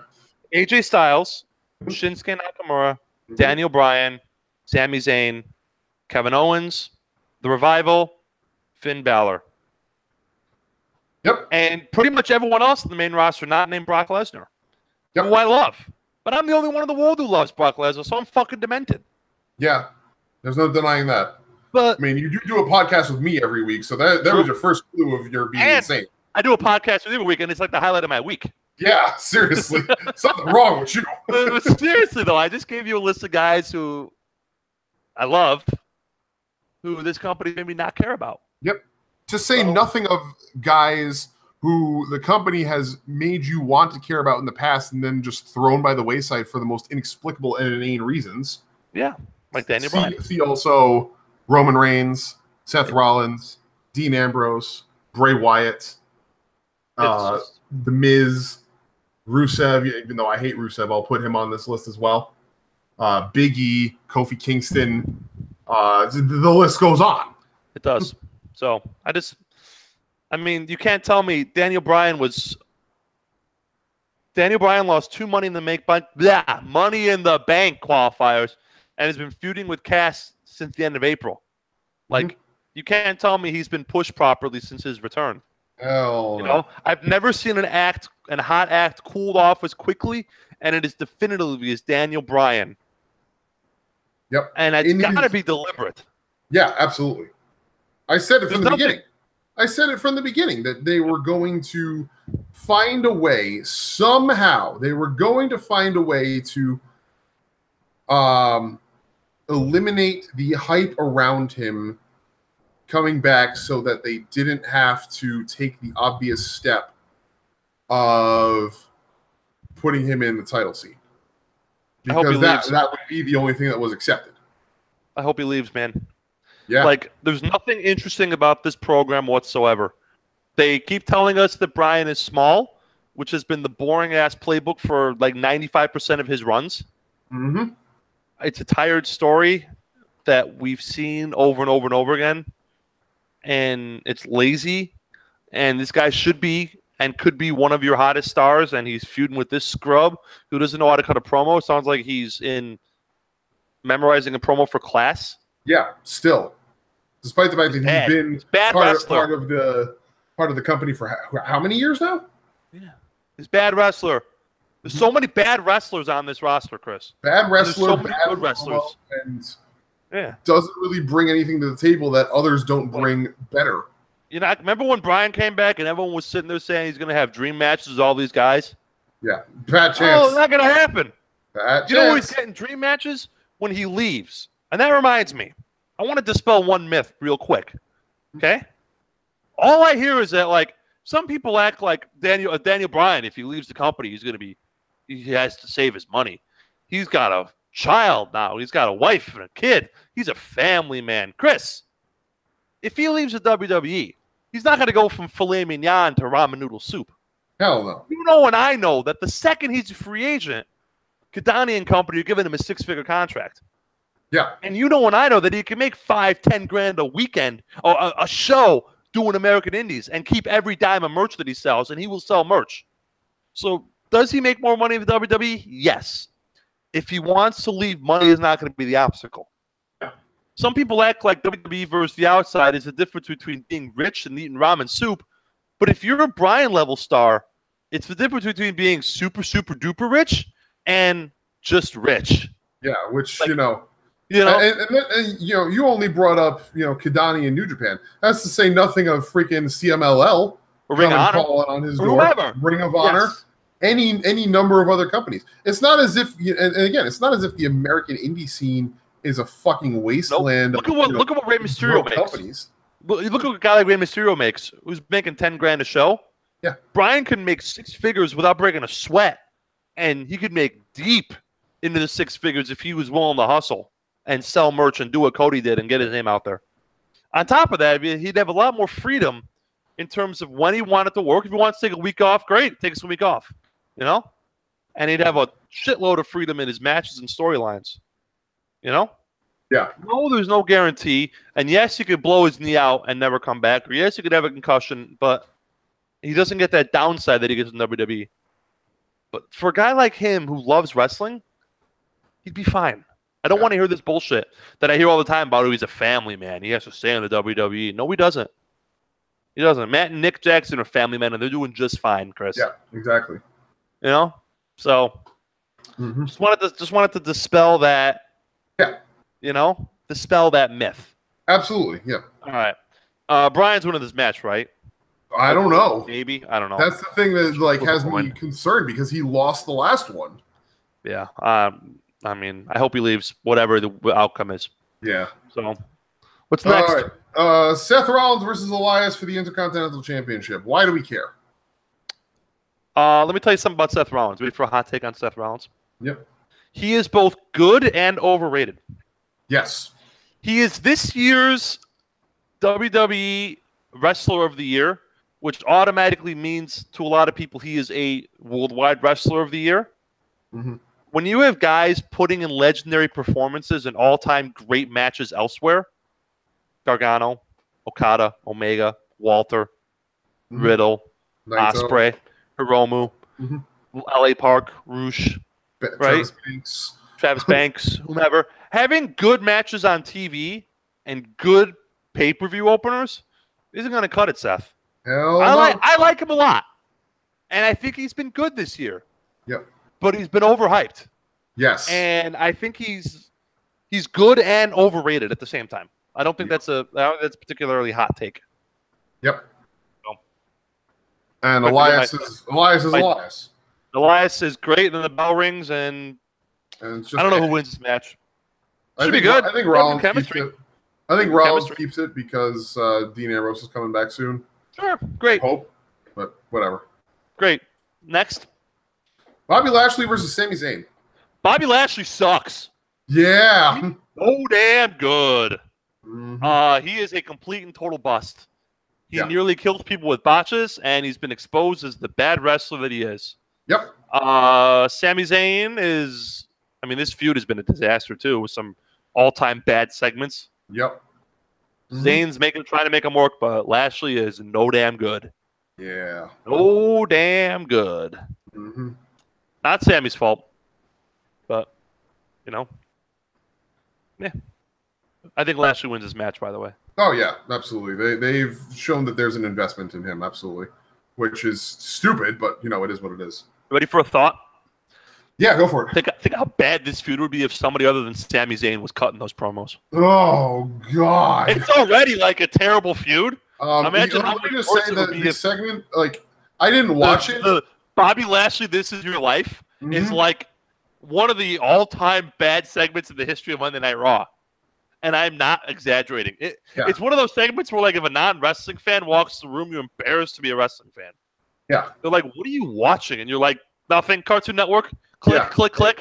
Nothing. When I heard that was happening, I was immediately flashed back to thinking of Alexa Bliss's "This Is Your Life" against Bayley, and it was just fucking awful. That was the fucking disaster in the first place. Why are you trying to? Why are you repeating yourself? You know the answer to that, my friend. Yeah, of course. So, next. Next up, the Bludgeon Brothers versus Gallows and Anderson. for the SmackDown Tag Team Championships. I do too. The Bludgeon Brothers. I like their mega push. They kick everyone's ass. They win all their matches, and there's nothing wrong with that. Yep. I'm cool with that. I like when Rowan slaps Harper in the face to psych him up. Great. Yeah, that's great. Yeah, the two of them fucking just beating each other up. It's great. Yeah, it's good stuff. Two big dudes just beating the shit out of each other and other guys. I'm cool with that. Yep.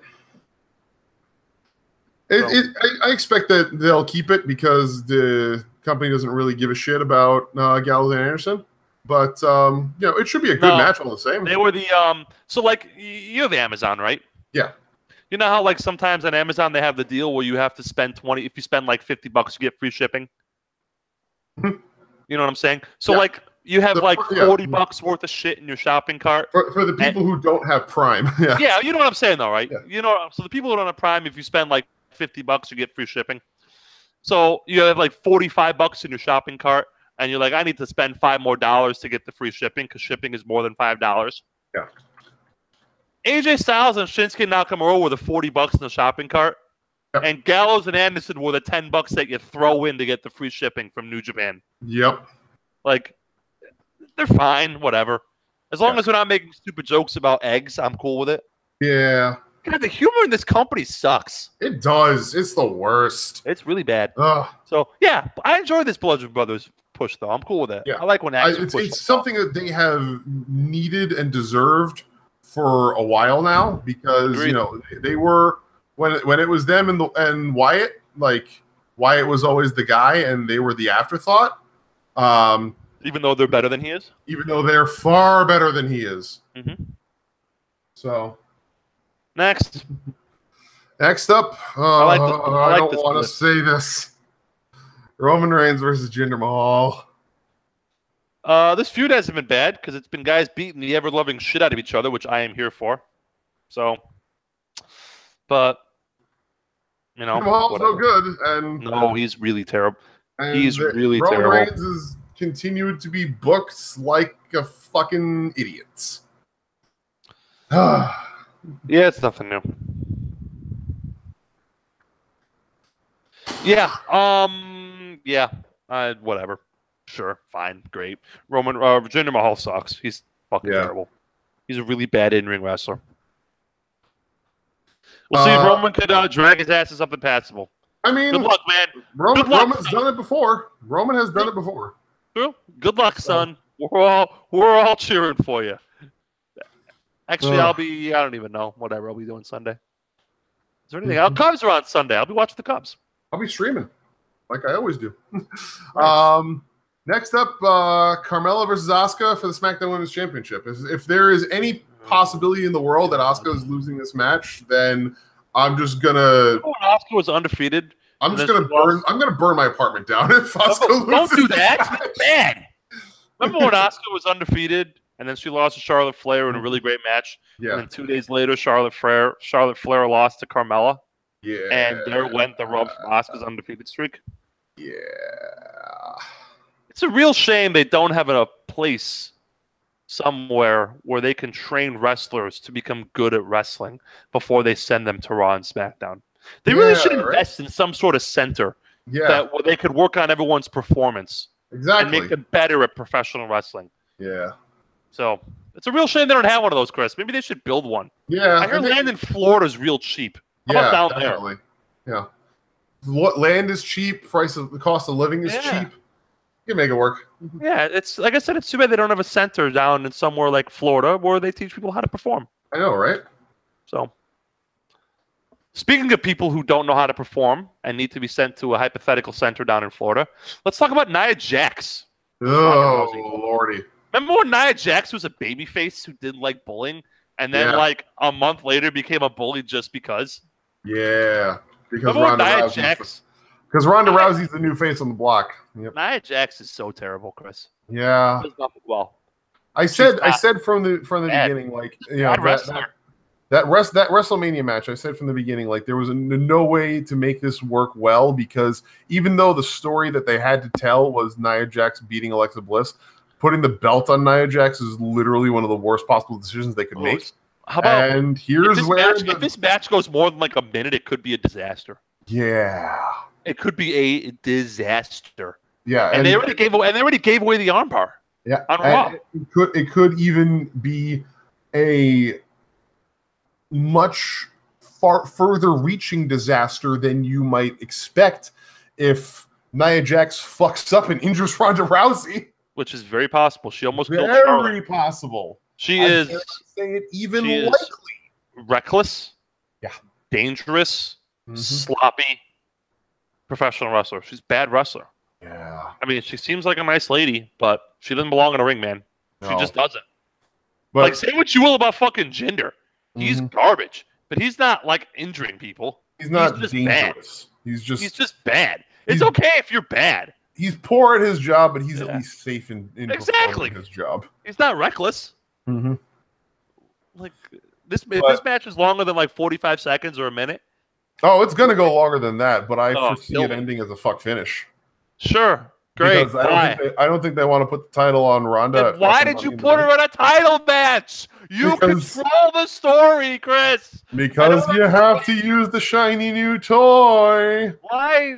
Like, because making people wait is not allowed. Remember when she was going to feud with Mickie James just because, and then they made that go away because of a presentation at the upfronts? Yep. What are we doing here, man? Failing Whatever. Why? a company. I hate this company. And yet they still fucking make money hand over fist. I hate this company so much. Next up. Oh, okay. So here's a funny thing. You know how there are so many people on the internet who complain about WWE never delivering on good matches and always showing the same stuff over and over and over and over and over and over and over again? No. Yes. How many times is it going to be now? What chapter is this of the AJ Styles versus Shinsuke Nakamura match? Because now we've progressed all the way to a last man standing match. Because we haven't had enough of these two hitting each other in the balls yet. Yeah, I'm good. It's good, man. It was funny for the first couple of weeks. I'm done. Yeah. No. You have taken what was an incredible possibility and beaten it to fucking death with a sledgehammer. I mean, like I said, it's pretty amazing that this company maybe not care about AJ Styles and Shinsuke Nakamura. But we are. They have accomplished it. You know? Oh. All right. I gotta say, heel Nakamura has actually been kind of entertaining. It has. AJ Styles has fallen off a cliff, though. Yes. And he's starting to show his age, too. Yeah. Like, match performances. I mean, match performance is still, great. He's but not the best in the world it's anymore. not. We're not talking freaking. Not even 2016. Yeah. We're not talking WrestleMania 10 here. Yeah. No.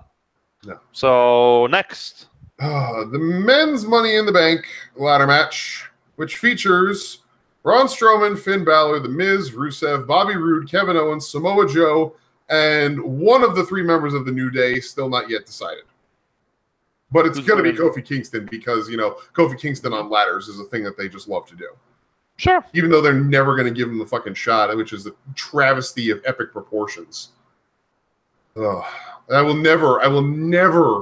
I think it's be over the fact that they did not pull the trigger on Kofi and have just spun his wheels now for 10 years. This is a fucking decade in the company that they have just spun his fucking wheels. I got a match for you. You like Kofi Kingston, right? There's a really good match out there on main event of Kofi Kingston versus Cesaro that you should find out. You should find. Oh yeah, I've heard about the match. You should watch this match. Yeah. It's very, very good. It's from like 2014-ish. Yep. 13-ish maybe. I've heard about the New Day Kofi. So it's from the SOS Kofi. Yes. Yeah. I say Kevin Owens. My dad says Samoa Joe. I think Dad's more right than I am. I think Samoa Joe actually. Okay, Dad says Samoa Joe. So you and Father Curtain Jerker are on the same page. Yep. We'll see what happens. And then finally, the women's Money in the Bank ladder match.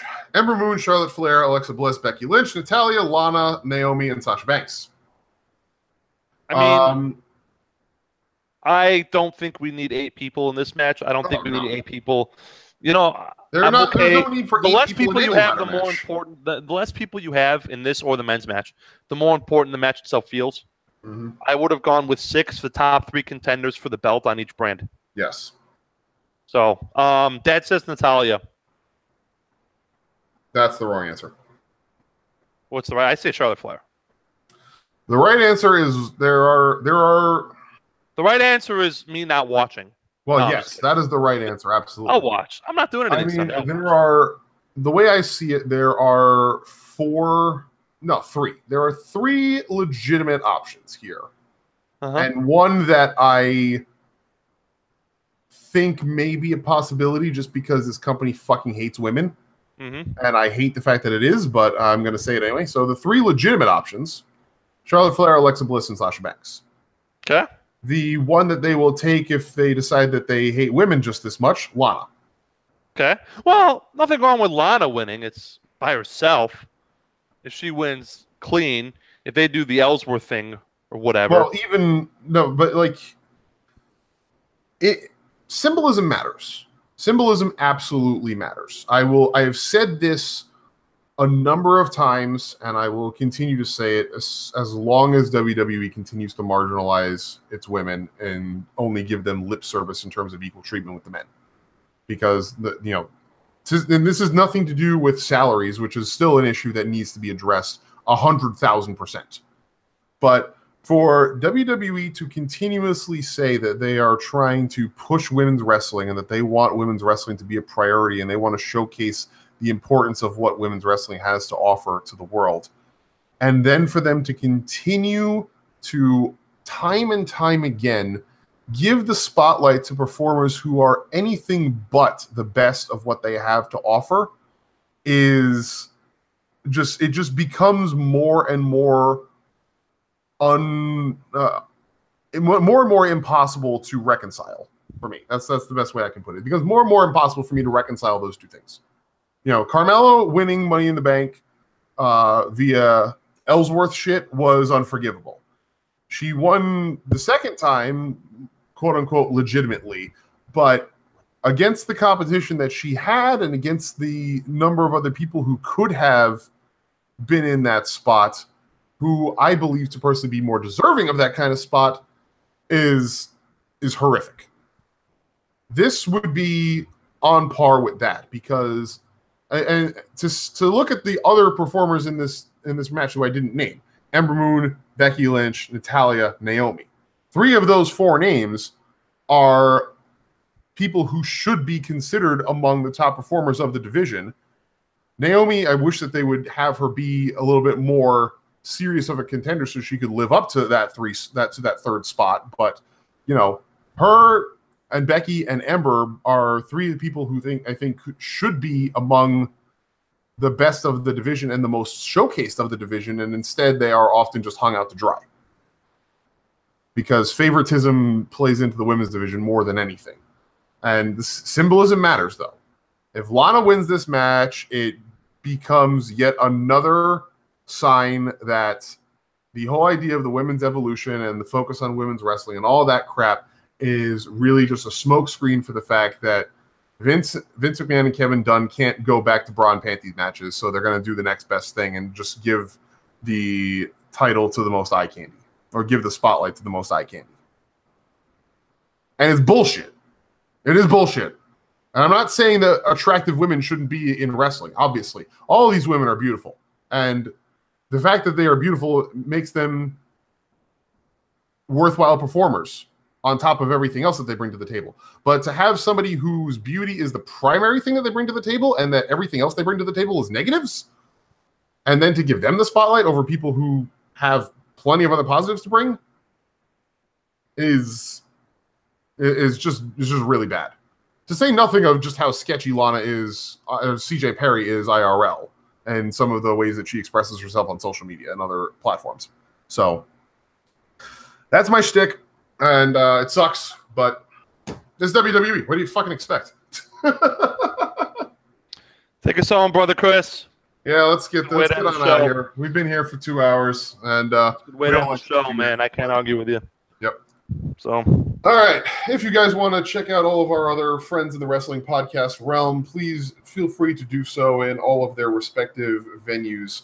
Special shout out tonight to Wednesday Night Shooting, Tanya Rogers and Andrew Swift. Tanya got some very unfortunate medical news that she shared on her Twitter earlier this week. Tanya, we wish you nothing but the best. We're very sorry to hear that you're going through this struggle and hope that everything works out okay for you.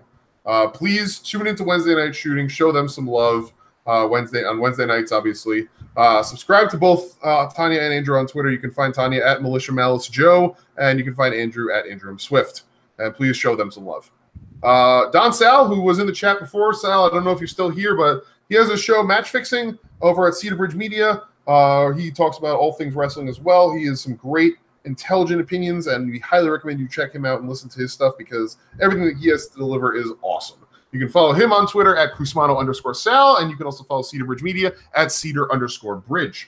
And our friends, our brothers in Los Agrobonobos, that podcast, Shooting Debris on Saturday morning. Takers Minion, you've been in the chat. I thank you very much for your presence during the show tonight. You've been awesome to have, and we appreciate you taking part in the show and participating. You can find Takers Minion and his co-host in arms, Mr. Dr. Senju, on Saturday mornings, 11 Eastern, 10 Central. Get your breakfast, get your graps, and enjoy good times with the good brothers in Shooting Debris. You can follow them on Twitter at Shooting Debris1. That's Shooting Breez1. And you can follow them on their personal Twitters as well at Takers_Minion and MRDR Senju. You can follow us on Twitter as well at our page, our page's Twitter feed at 2guys1sport, number 2, number 1 in the handle. We also have our personal Twitters. You can follow me at CrazyChris576, and you can follow George at G@Savas. You can also find us over on iTunes. Feel free to click the link below the video in the description to take you over to our iTunes page. Give us a rating, give us a recommendation, subscribe, and let everybody know how much you love here in 2guys1 Sport on your airwaves Thursday nights. Be sure to send everybody you know from your wrestling community on over to listen to us. We appreciate having you guys in the audience, and we appreciate you bringing other great wrestling fans. Yeah, y'all are great. We're lucky to have you. Yeah, we are. We'll be back next week with episode 63, where we will be talking about recaps of Money in the Bank and NXT Takeover Chicago 2. And as we mentioned earlier in the show, we will also be taking a look back at Io Shirai's career in Stardom and looking ahead to where she is headed next now that she has officially retired from the company as of Sunday of this week.